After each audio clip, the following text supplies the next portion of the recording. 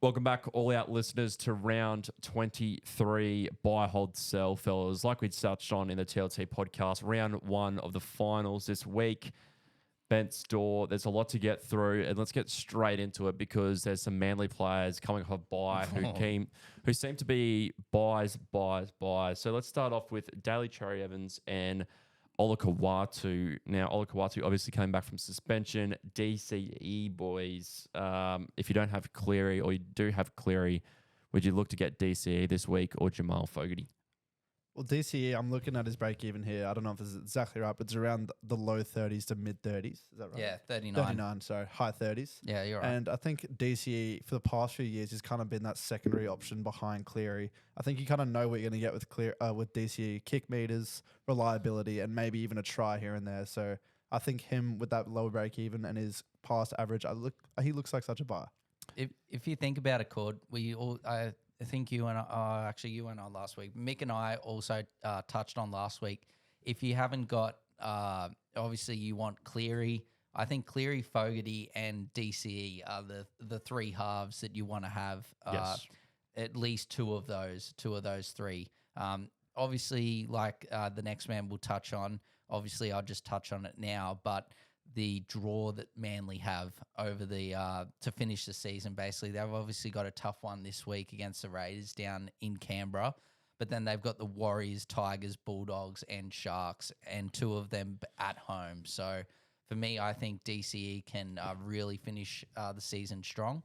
And if you want to potentially do the luxury trade to upgrade maybe a Lachlan Galvin or something, DC's the man, I reckon. I'm looking at his past four scores as well, and I didn't realize how well he was doing. He's got 76, 69, 48, and 78. So he's looking like a certified gun. Yep, agreed. And his edge partner, Olakau'atu, now he obviously got suspended in that Origin game on the sideline. But looking at his stats, they've been quite good as well. His recent scores of 65, 64, 43. He's had 3 weeks off. He's well rested. He's well rested. He is well rested. And I'd honestly say he's very underpriced at $647K. So if you're looking for a Payne Haas replacement, if you need an edge, he seems to be the value pickup for this week for me. Yeah, he's definitely the pickup for me on the edge.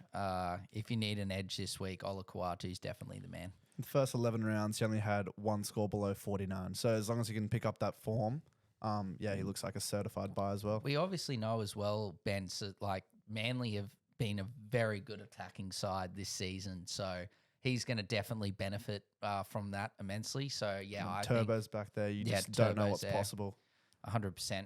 We touched on Harry Grant and Damon Cook's 1-2 punch in the TLT podcast, but this man has sort of slipped under our radar, Tommy Starling. He looks like he's going to have an 80-minute role or thereabouts this weekend. Finally, Ricky's seen the talent that we've all seen over the few years and give him a larger role. But if you haven't got him, I'd be saying he's a must-buy this week as well. Oh, this time is completely different to other times. I remember I fell into this trap a couple of years ago and got Starling in, and I think he started a couple of weeks and then got benched, and it was awful. But this time, wow, he has just been on a serious run. I think Bence will touch on his scores, but obviously 63 points on the weekend, a break-even of 11 Cord. As I said on the TLT, he's priced at $565K. I think he's playing it around a $700K option. And as you just touched on with that 1-2 punch with Grant and Cook, I think that Starling's probably the best option. 100%. It's not too late to get him as well because, as you just said, I got the stats up here. He's only started 5 games this year, and that's the last 5 games. And it's got 53, 51, 62, 55, and 63. And also bearing in mind, he hasn't even played 80 minutes for most of those games. So I'd be looking at, he'd be averaging probably 55 starting, playing 80 minutes. So I think he's definitely a buy, not too late. Now, we touched on Payne Haas's injury in TLT. The man to replace him in your fantasy teams is one Patrick Carrigan. We know the stats with him when Haas doesn't play. He lifts immensely. My only issue, again, like I was going to not buy Payne Haas for the same reason as the Broncos still have that buy in round 25. Or is it next week? Yeah, next week. Next week. So that's semi-finals if you can get through, or prelims. You just got to take wary of that. And if you have a good backup mid option, otherwise look, I'd probably go elsewhere than Carrigan. Yeah. Well, like you said, Cord, obviously two other options we've put there in Joey Tapine and Isaah Yeo. Obviously, Joey Tapine, wow, he really wound back the clock last week. 76 points. Yeah, he was He good. was offload. He had like 40 and 30 minutes. Yeah, right? he was unbelievable. So yeah, I think if you're worried about obviously this matchup this week, with obviously Haas being out, and then obviously with Carrigan, if you were to get him not playing next week, maybe go for one of those, either Isaah Yeo or Joey Tapine. You know what you're going to get with Isaah Yeo, and Joey Tapine showed on the weekend. There's a bit of upside there for him. I mean, all I was going to add to that is he's pretty much like Pat Carrigan is like pretty much the cheapest he's been since like 2022. But obviously that buy round coming up is just, I'd probably go for other ones over him. But if you really want to, pull the trigger. I swear we touch on this man every week, and He's got to be there. We don't. It's only been We short, don't so- have to talk about him at all because it's Nathan Cleary. The goat. Buy, just move on. Like you got to have him. You blow up your team to have him. 916K is a bargain. Like, what's going on here? 42.2% of Yeah. teams have him. It Should should be be about 70. 80. Yeah. Like, come on, Come on, guys! people. You got Just buy to him. you got to blow up your team to get Cleary in. He is a must-have, an easy C every week. The man who is going to be next on our list, Kalyn Ponga. We touched on him briefly in TLT. Look, let's have a quick look at his price, 648K. Another one around that 600K mark. He versed West Tigers this week in the last game of the round. I can see him exploding this week. Despite that, he does have a 78 break even or something like that. doesn't he, boys? 72 break even. Yeah, I'll let Bence again touch on the stats. I'll just give a little sneak peek here, but obviously, 648K. You really know what you're going to get with Ponga. Obviously, the Knights have obviously got a slim finals contention or chance of making the finals. But for me, it's just you look at the run and your eyes really open up. Like you've got Tigers this week, Cronulla next week, obviously an injured Cronulla as well. South Sydney, the Titans, and then the Dolphins. And three of those are at home as well. So look, for me, I think even though he's got that high break even, I'd definitely tempted and I would be highly recommending bringing in Ponga this week. Yeah, well, he's peaked at 750K this year, and he's only played a handful of games. So I think everyone knows what Kalyn Ponga has in hold. But I'm not even looking at his break even this week because it's Kalyn Ponga versing an easy run, and he's got a few easy games coming up as well. I'm ignoring the break even. I'm pulling the trigger. 650K. Book it. Yeah, against the Tigers, book it. Another wing fullback option, similar price, 659K. Tommy Turbo, another one of those manly guys. Look, Tommy Turbo, bit hot and cold of recent weeks. Didn't you get him called the other week? I didn't, no. Yeah, no. That must have been on Supercoach. I got confused. Yeah. Sorry, listeners and watchers. Didn't get Tommy T, but he is another option that, look, people will get in, and I'm not angry about it at all because you touched on that run. The draw, and obviously, Turbo, obviously he didn't have the best of games against the Roosters, but that was a pretty tough matchup. Obviously, 91 against the Titans the week before, and then obviously 52 and then 42 playing in the centers as well against the Cowboys. So I just think with that run, he's definitely someone you want to have. The holds this week. What were you going to say, Bence? Hold on. I Bence was was going to gonna say say- something. I always like taking into account where they are on the ladder, whether the games are important as well. And I think for 100%. the Seagulls, they're 7th, so they're not guaranteed in the finals. They got a few important games coming up. All those Seagulls boys are going to be playing their heart out. I reckon Turbo is due for some massive scores. I just wanted to say quickly, Cord, just if people are looking for a little cheaper option, obviously we touched on Ruben Porter in the back end of TLT. He's an option. Obviously, Casey McLean as well is a good option. And obviously, Jack Howarth. Obviously, Howarth and Ruben Porter are a bit more pricey than McLean, but obviously those three are your best sort of cheaper options. You Agreed. can move on to the hold. Sorry, brother. That's all right. Look, these holds are very self-explanatory. Yes, straightforward. Hamiso, Tabuai-Fidow, and James Tedesco. If you're going to sell them, you're delusional. Hold them. They just had an off week. They both got the same score, didn't they? They Yeah, both got 29. 29.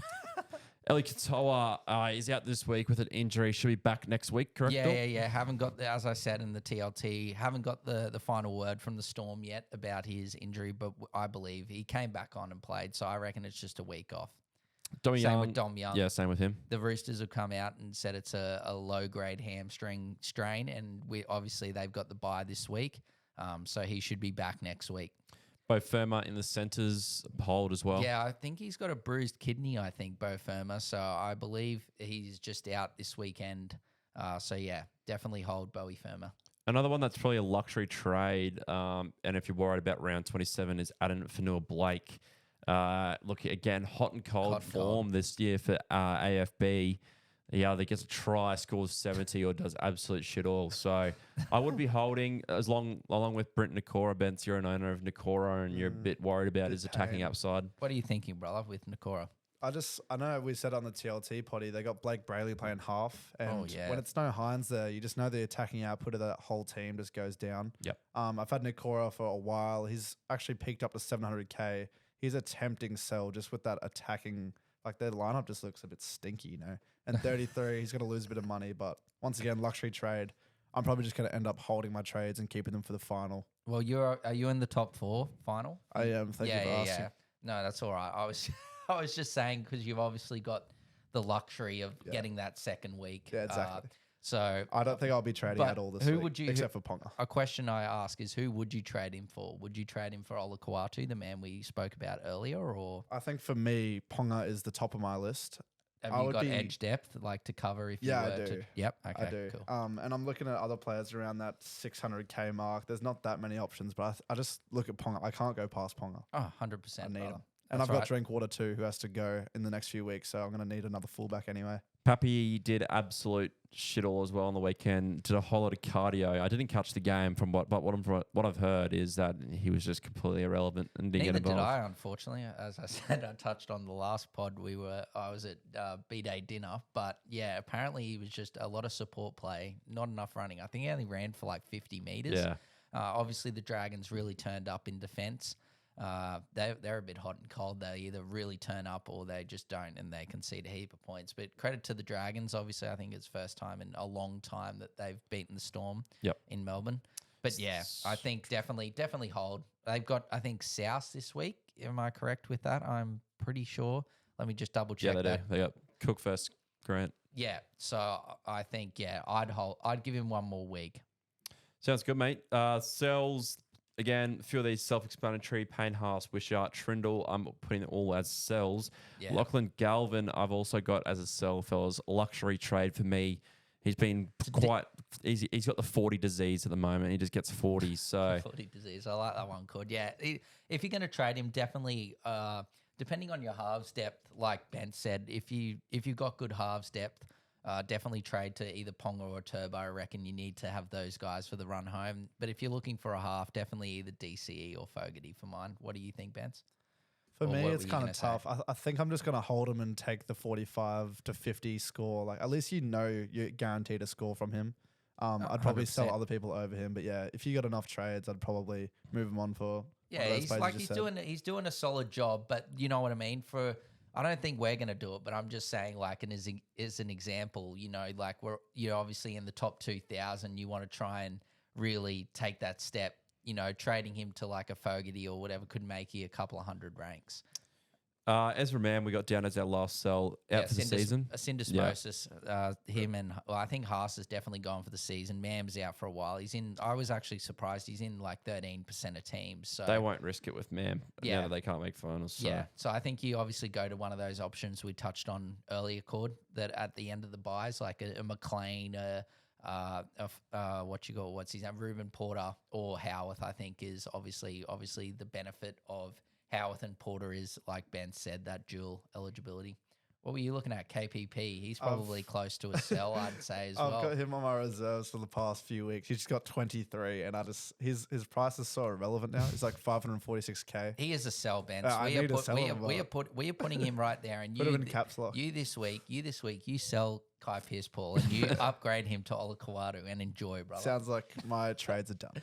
And that sounds like buy, hold, sells done for round 23, gents. What an absolutely stunning round. As I think Ben's touched on in the back end of the last pod, we wish everyone all the best with their finals this weekend.